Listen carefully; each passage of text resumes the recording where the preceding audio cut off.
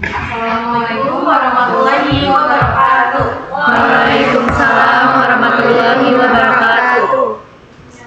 Ibu Ria selaku dosen pemangku materi teknologi kita. Teman-teman sekalian, izinkan kami memaparkan materi kami yang berjudul konsep dan implementasi kebijakan pengelolaan kurikulum. Sebelumnya perkenalkan, nama saya Naila Nurul Kirani dan teman saya Nisa Desya Hani. Akan kami mulai gitu ya Ibu. Oke, mulai dari saya sendiri. Jadi latar belakangnya ya.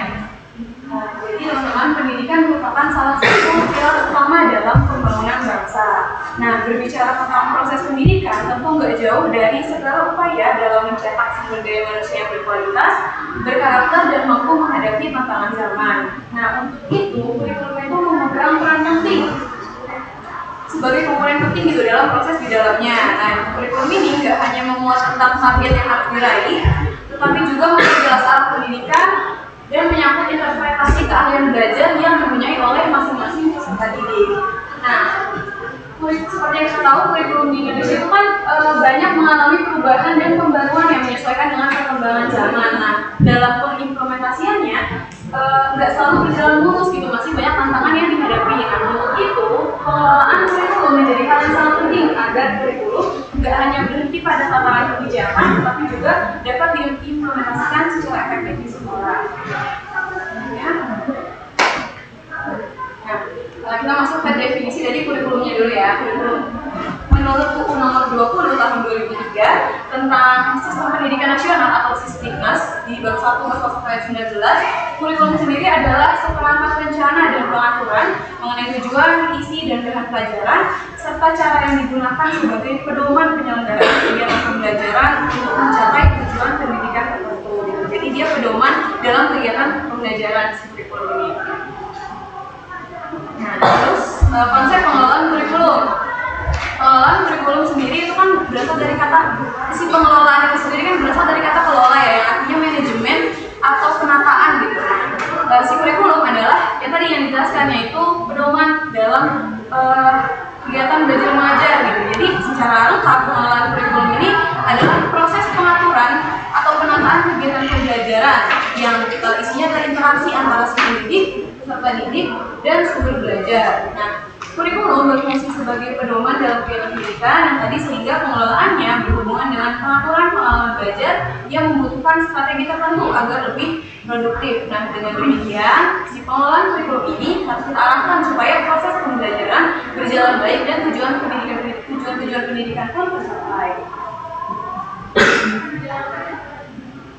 Masuk ke prinsip pengelolaan kurikulum.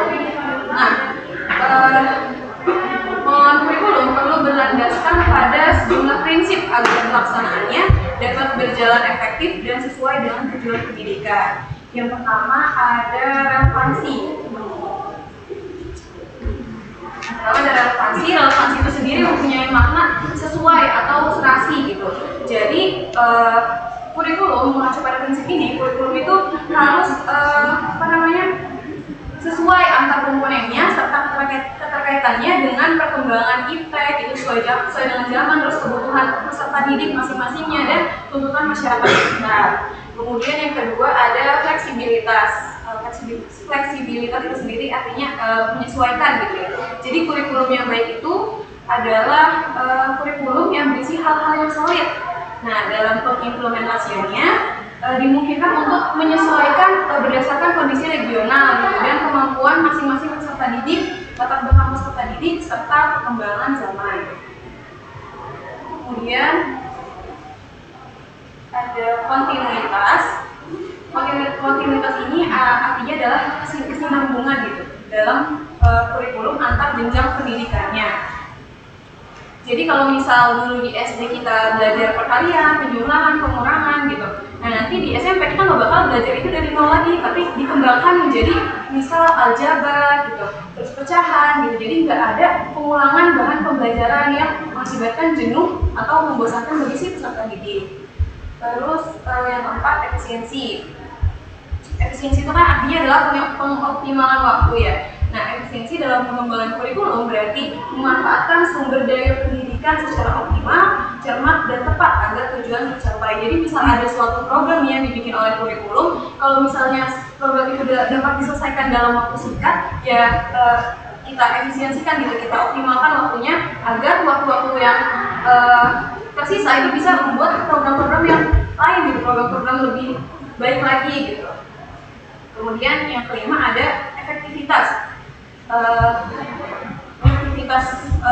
Dalam mengelola kurikulum perlu mempertimbangkan prinsip efektivitas. Maksudnya adalah sejauh mana rencana pembelajaran yang telah dicapai atau diimplementasikan. Dalam hal ini berkaitan dalam aspek mengajar guru dan efektivitas belajar peserta didik gitu. Jadi biar kita bisa jadi evaluasi gitu ya untuk kedepannya, agar kita bisa mengembangkan kurikulum yang baik gitu di masa depan. Ya.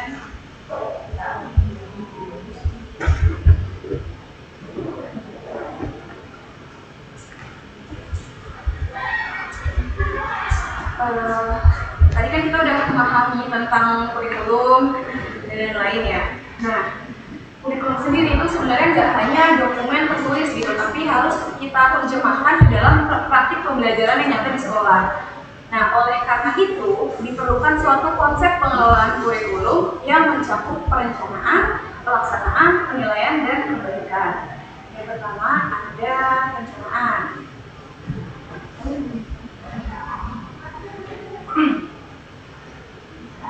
Yang pertama ada perencanaan ya, sebenarnya ini sudah dijelaskan di kelompok sebelum-sebelumnya. Jadi perencanaan itu adalah proses merancang sebuah pembelajaran yang ditujukan untuk membimbing peserta didik menuju perubahan perilaku yang kita harapkan gitu. Intinya adalah merancang suatu suatu pembelajaran yang nanti bakal kita implementasikan kepada peserta didik. Kemudian setelah perencanaan ada pelaksanaan kurikulum. Nah, tadi yang sudah kita rancang bakal kita implementasikan atau kita terapkan, kemudian dikembangkan dan diuji cobakan melalui kegiatan pembelajaran dengan pengelolaan yang menyesuaikan kondisi nyata di lapangan. Nah, setelah direncanakan, kemudian diterapkan, nanti akan dinilai nih atau ditimbulkan terhadap kurikulum berdasarkan kriteria yang telah disepakati. Jadi kan pas kita merencanakan pasti ada kriterianya ya, harus sampai sini gitu. Nah, nanti hasil dari si yang udah kita laksanain itu kita pertimbangkan apakah sudah masuk nih sampai kriteria kita gitu. Nah, kalau misalnya sudah, misalnya sudah berarti bagus, misalnya belum berarti kita lanjutkan perbaikan kurikulum. Nah, jadi di situ misal ada yang belum memasuki kriterianya, kita perbaiki atau kita evaluasikan gitu. Jadi tujuannya adalah untuk meningkatkan mutu pendidikan, kemudian yang dapat ditinjau dari dua aspek utama, yaitu proses pembelajaran dan hasil yang dicapai. Selanjutnya ada kebijakan kurikulum di Indonesia. Ini secara singkat aja teman-teman. Dari sejak 1945, seperti yang sudah kita bahas berkali-kali, kurikulum pendidikan Indonesia itu telah mengalami banyak perubahan yang mulai dari kurikulum rencana pelajaran di tahun 1947 sampai saat ini, yaitu kurikulum Merdeka tahun 2022. Nah, setiap perubahan ini mencerminkan penyesuaian terhadap perkembangan politik, sosial, budaya, ekonomi, serta estetik.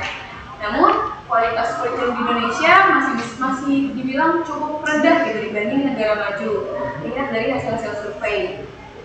Kalau secara singkat, kurikulum 2013 menekankan keseimbangan pengetahuan, sikap dan keterampilan dengan pendekatan saintifik, sementara kurikulum Merdeka memberi keleluasaan guru pada materi esensial serta menekankan pengembangan soft skills, karakter, dan fleksibilitas pembelajaran. Nah, selanjutnya menjelaskan.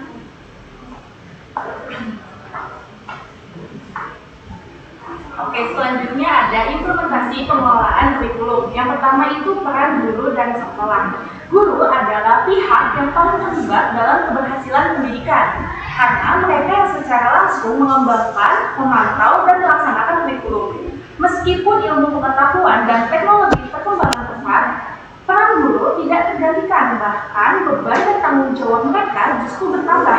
Oleh karena itu, guru memiliki kewajiban untuk menjadi pendidik profesional sekaligus pengembang kurikulum. Kurikulum hanyalah sebuah dokumen tanpa peran guru yang menghidupkannya. Guru berperan kunci dalam mengubah kurikulum dari teori yang teori menjadi praktik nyata di kelas. Guru yang profesional mampu merancang program pembelajaran yang baik, melakukan evaluasi, dan memberikan pengayaan materi. Menurut Hamalik, pengajaran yang baik adalah pengajaran yang berhasil melalui proses yang efektif. Nah, selanjutnya peran guru dalam pengembangan kurikulum. Yang pertama itu ada peran desentralisasi. Guru merumuskan tujuan pembelajaran, merencanakan dan menerapkan kegiatan pembelajaran serta mengevaluasi proses dan hasil belajar. Selanjutnya ada peran desentralisasi, di mana guru memiliki peran lebih besar mencakup seluruh komponen kurikulum, mulai dari perencanaan, implementasi, dan sampai revisi. Selanjutnya ada 4 peran guru dalam implementasi kurikulum. Menurut Murray, peran guru dalam implementasi kurikulum dibagi menjadi 4 tingkatan. Yang pertama, guru sebagai implementer. Guru hanya mengaplikasikan kurikulum yang sudah ada tanpa wewenang untuk menentukan isi atau target. Yang kedua, guru sebagai adapter. Peran ini lebih luas, di mana guru menyesuaikan kurikulum dengan karakteristik dan kebutuhan siswa di suatu daerah atau daerahnya.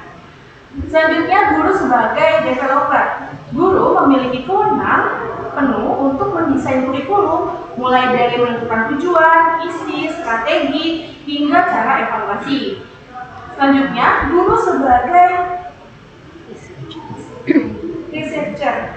Guru berperan sebagai peneliti yang secara profesional menguji berbagai komponen kurikulum untuk meningkatkan kinerjanya. Nah, selanjutnya peran sekolah dalam manajemen dan implementasi kurikulum. Sekolah memegang peran penting dalam pusat manajemen yang mengatur berjalannya kurikulum secara optimal. Peran ini mencakup beberapa hal. Yang pertama, sebagai pusat manajemen dan kepemimpinan, kepala sekolah memimpin, mengelola, mengawasi, dan mendidik seluruh pihak di sekolah agar program pembelajaran berjalan dengan tujuannya. Selanjutnya, penyediaan sarana dan prasarana. Sekolah bertanggung jawab menyediakan fasilitas yang mendukung proses belajar mengajar seperti ruangan kelas, laboratorium, buku, akses teknologi, serta mengatur penggunaan secara efektif. Selanjutnya, pengembangan profesionalisme guru. Sekolah berperan dalam menentukan kompetisi guru untuk menyelenggarakan pelatihan, lokakarya atau workshop, dan membentuk komunitas belajar sehingga guru dapat beradaptasi dengan perubahan kurikulum. Selanjutnya, fasilitas inovasi pembelajaran. Sekolah mendorong penerapan metode pembelajaran aktif dan inovatif seperti project-based learning dan problem-based learning, serta mendukung program seperti proyek penguatan profil pelajar Pancasila atau yang kita sebut sebagai P5. Selanjutnya ada monitoring dan evaluasi. Sekolah melaksanakan pemantauan dan evaluasi terhadap proses dan hasil belajar untuk memastikan kualitas pendidikan. Selanjutnya, kerjasama dan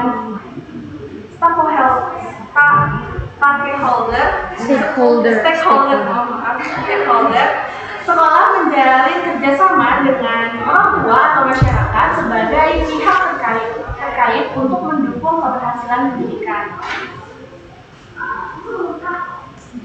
Nah, ini ada strategi implementasi. Yang pertama itu perencanaan kurikulum.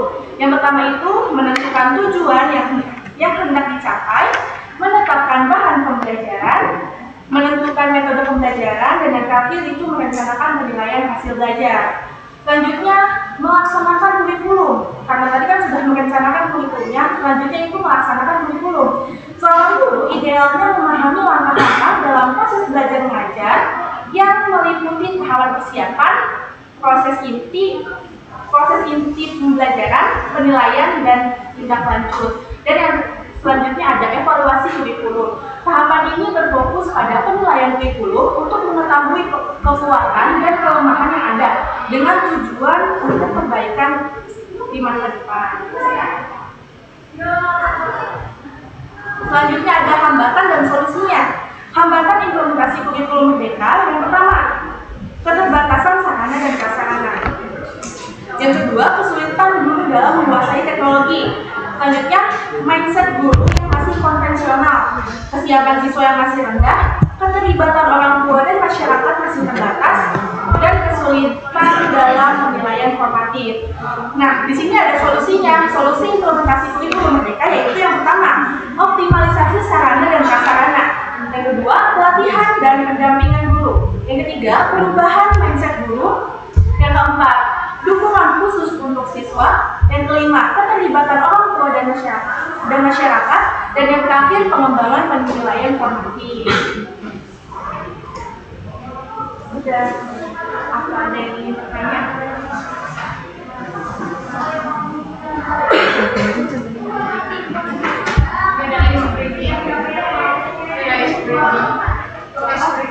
Oh iya. Ya, nanti kita mulai dari dulu, terus kita setelah jawab. Ada yang Silakan.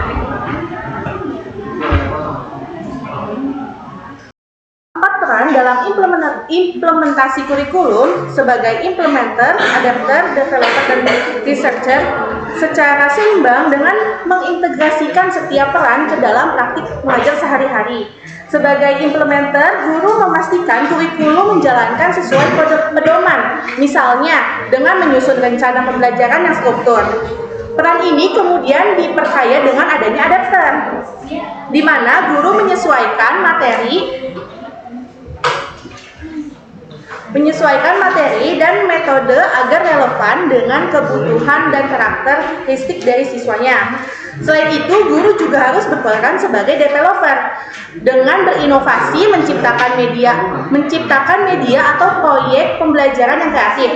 Terus yang terakhir ada peran researcher, menjadi fondasi yang memungkinkan guru terus mengevaluasi dan memperbaiki proses pembelajaran melalui observasi atau penelitian, tindak kelas atau PTK. Dengan memadukan keempat peran ini, guru tidak hanya menjadi pelaksana, tetapi juga menjadi pengembang, penyesuai, dan peneliti yang terus berupaya meningkatkan kualitas pendidikan. Seperti itu, Rofia. Apakah terjawab? Oke, izin menjawab pertanyaan dari Anissa Hasana ya. Yaitu bagaimana sih cara memastikan kurikulum yang ada dapat mengakomodasi keberagaman budaya dan kebutuhan siswa dengan latar belakang yang berbeda-beda. Nah, jadi untuk budayanya ya, jadi misal di suatu pelajaran itu isinya harus beragam. Jadi kalau gurunya lagi menceritakan gitu, jangan membawa contoh dari satu budaya aja gitu, tapi juga dari berbagai budaya. Nah, itu kalau dari budaya. Kalau dari latar belakang muridnya ya, kalau misalnya aku sendiri dulu di SMA itu di guru bahasa Indonesia itu dibagi menjadi 3 metode belajarnya, metode visual, auditori, sama kinestetik.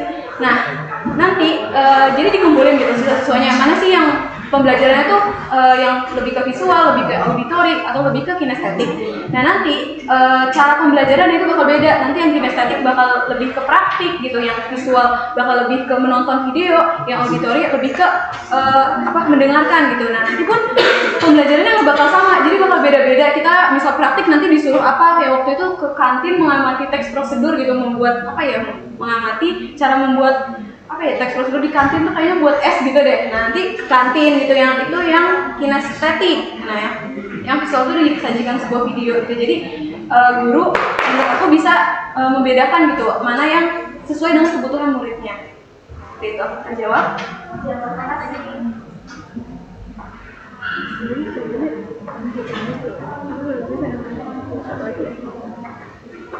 Dava udah di list belum? Justru Kenapa ini sih? jadi takut mau dijawab maksudnya. Kurikulum adalah dasar pendidikan yang telah berkembang dari daftar mata pelajaran menjadi pengalaman belajar menyeluruh bagi siswa. Sejak kemerdekaan Indonesia telah mengalami berbagai perubahan kurikulum, termasuk kurikulum merdeka untuk menyesuaikan pendidikan dengan perkembangan zaman. Manajemen kurikulum harus berlandaskan pada prinsip relevansi, fleksibilitas, kesinambungan, efisiensi, dan efektivitas. Dengan peran guru yang sangat penting dalam merancang, mengimplementasi, dan mengevaluasi program pembelajaran, namun implementasi kurikulum di Indonesia masih menghadapi tantangan seperti keterbatasan infrastruktur, kesulitan guru dalam teknologi, pola pikir yang konvensional, dan rendahnya keterlibatan orang tua. Solusi yang komprehensif diperlukan untuk mengatasi masalah ini agar pengelolaan kurikulum lebih efektif dan menghasilkan lulusan yang kompeten dan berkarakter. Sekian dari kelompok 5, kurang lebihnya mohon maaf. Wassalamualaikum warahmatullahi wabarakatuh.